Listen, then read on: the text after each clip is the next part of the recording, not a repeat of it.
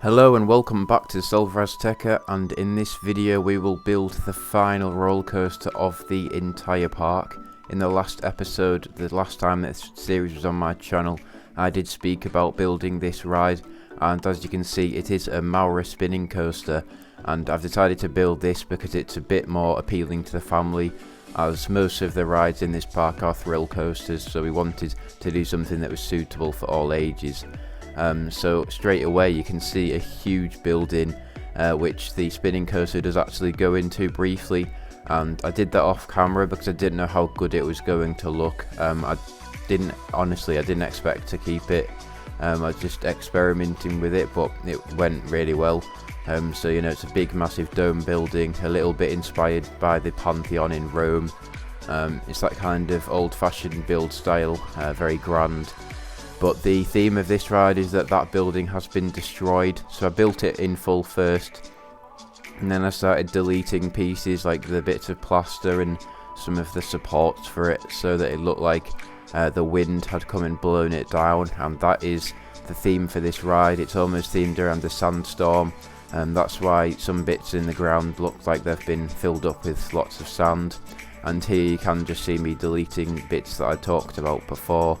But the reason I did this as well is because the Mack coaster of course does do its turnaround in this part, and I thought it was a really good opportunity to have some really epic turnaround where it comes diving down, and then it's very interactive as well. There will be some kind of smoke effect, and obviously the Maurer spinning coaster will come around it, and the spinning coaster queue line is actually inside that building as well. But we are onto the layout now. Theme Park LB, my co-collaborator, has done most of the coasters in this series. I decided to build this one completely on my own. I am a little bit sick of doing all the building work, but I don't mind it too much, so I just thought I wanted to see what I could do with this coaster, and I'm quite happy with it in the end. I think it's fairly smooth, not as smooth as Theme Park LB's coasters, but I think it's, you know, it does the job.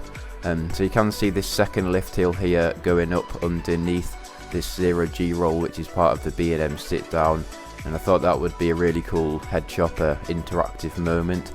And then it comes down again from another block section, because in reality these Maurer spinning coasters do have lots of block sections, because of course the train does only have 4 seats, so if they want to keep a good capacity on the ride they're going to have lots of block sections so they can have lots of trains on.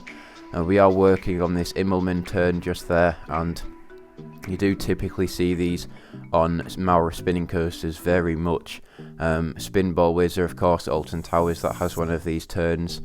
And yeah, it's just one of the most iconic things that you've got for a spinning coaster, so to make it look realistically like a Maurer spinning coaster, I wanted to put that in. And then there's this last helix here which does go by the other helix, and I thought that would be really cool. It will almost feel like a dueling moment if 2 trains go round, because obviously they are from different block sections, so it would be safe to have them go by each other just like that, and I thought that would be a cool interactive moment. We smoothed the whole ride off camera because there's honestly not much to see with smoothing. You're just watching me select different parts of the track and you don't really see lots of progress, so I decided to skip that bit out, and I have smoothed it to a bit that I'm happy with. And yeah, this building, which is going to be the exit, this is a bit of an old temple style building. Yeah, I just thought it had to be there. I didn't want it to be too open in this area. And then you can see the queue line here as well, and I'm making a little room here. You didn't really see it that clearly there, but yes, we are back on it now, and this is actually going to be a baggage hold, and I'll explain a little bit later on why I've decided to do this, but I just thought it would be a cool way to fill that gap. And the exit path does come by this, so you can see how the desks do look at both queues, well, both paths, the queue and the exit path. So here we are just working on this building a little bit more. It does look very messy. I think it looks better afterwards when I've fully decorated it, but everything does seem, you know, it doesn't seem like it's very regular. And yeah, that is because the station is raised, because I wanted to have a helix dropping straight out of the station instead of going straight up into a lift hill. I thought that would be quite cool. So I had to have the queue and exit all risen up a little bit. and it does make it quite difficult to work on a basic grid, because you do have to have stairs going down, and didn't just want to have straight stairs, so I had to curve them around a bit so that they didn't come too close to each other, because you know, if you put an exit in a queue path too close to each other, then it'll say obstructed and you won't be able to build it. And yeah, I couldn't really, I didn't have a lot of space with this, because there does have to be an access path for the staff going between this station building and the last station building for the B&M sit-down coaster, which we built a couple of episodes ago.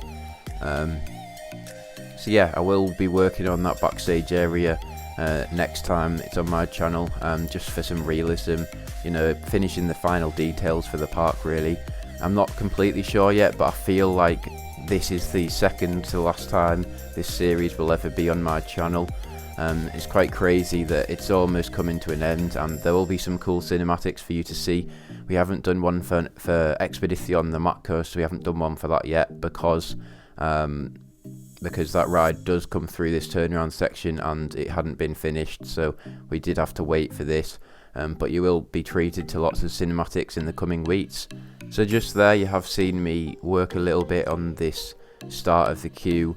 I thought it would be quite cool to have the whole Mack Coaster coming around this queue, and obviously the Maurer as well. So that's going to be an awesome queue to stand in. But it will be cattle pens, so that they could easily take it off. But here we did take the artifact that comes on top of the minaret and we put it into ruins, and that's as if the sandstorm has destroyed this building and it's down in the dirt. And yeah, this gave me an idea, because with it being a sort of tacky building, this could have been built a good couple of decades ago. It'll be quite an old coaster, and there won't be much theming inside because obviously it's going to be dark, but I thought it would be cool to have some kind of strobe effect, and with it flashing so much, it does almost give an illusion that it might be moving. And with you moving as well, it could be an illusion in some way or another, which would make it look like it's just falling off the building or something.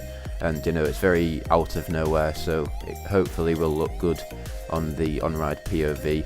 And we are just putting in a bit of pillars. There's a couple of times where I wanted to put these, because this building set that I'm using, it has some at the side of each 4-meter wall piece, but some of them, they don't come the way you want them to. So anyway, yeah, you just saw me build a baggage hold area there while I just put the sign in. And the reason why we're doing that is because this queue line does have the spinning coaster coming over it, and that's not going to be safe if there's people on the ride that could have phones or loose articles in their pockets coming over this queue. So you would have to have safety nets, but I thought that would just ruin the appearance of it. It would really spoil the effect. So I decided to put that baggage hold area in, so all of your mobile phones, anything, will go into that area, so that people stood in the queue aren't at risk. But do you know what inspired me to make this queue how it's all circular? It was Windjus at Fantasyland. Just there I actually had to move the coaster up a bit because the queues were obstructed for some reason to allow me to take off the automatic fencing. I just put the fencing in there so I can see where the queues go, and then I put it over with these more custom fencing. It looks a bit more realistic, it looks a bit better. Yeah, just wanted to do that. But Windjus at Fantasyland, it's the way they are built inside some kind of dome building, and they're actually dueling spinning coasters, I believe, and then they come round and they curve around this building, and that was my inspiration for this. It looks quite cool, I think. And yeah, just to allow different sections of the queues to be cut off, we're putting in these poles which will have chains going across. On quiet days you won't have to walk through this whole section, you can just skip it out, go back over the bridge and into the final queue section just before you get on the ride. And yeah, we are doing it for that final queue section I was talking about there, and because this is quite small, I didn't need to do any cattle penning to shut it off, because that's just not really possible with it being such a small piece. So now we add the animatronic people, so they look like park staff. I couldn't really figure out a way to put actual park staff in there, because they just get all grumpy because there's no work to do since the park's been closed for so long. And yeah, we then just put the spinning coaster back into place. I don't know why it let us put it back if it was being obstructed by the queue, but it's a strange game. It doesn't make sense, some parts of this game. But we are just capping off this building, putting some of the typical decorations which I've used for the entire area, and then some more of the pillars. Obviously some of the corners do look a bit empty because the pillars haven't come in with the 4-meter pieces. It's quite hard to explain, but if you do use this building set frequently, you will know what I mean.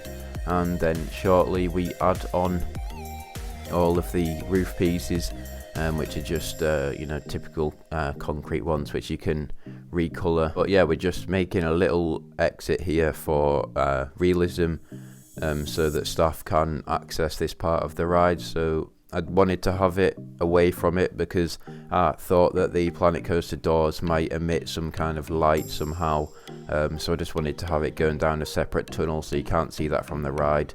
But yeah, it's just realism, and so the thing would be accessible from the backstage area. And that is pretty much this whole building wrapped up. It was quite a simple build, and it's not that detailed, but like I said, this would have been one of the first things. It probably would have opened with the entire park. And yeah, now we are putting in the entrance sign for the ride, and I've come up with a name for this already. It is going to be Vendaval, and you will see that spelt now using some TMTK letters. This word means sort of gale or storm, it's a type of weather in Spanish, and it reminded me of how Dwervelwind sounds. That's a really good spinning coaster at Toverland. It just reminded me of that spinning motion in the name, so I thought it would be quite a cool name. It might not suit it really because a gale usually involves rain, but it just sounds alright. I was going to try and put some kind of pun in, call it like Sandoval, but it's Spanish and sand isn't Spanish. Yeah, anyway, that's just my thoughts behind that name. But we are at the end of the video now. We're just putting in a bit of last bits of shrubbery. So yeah, that's all we do for the rest of this video. But remember to check out Theme Park LB's channel for part 25. I believe he will be making a firework display, so yeah, you've got that to look forward to next week. But that's all from me, and I'll see you in the next video.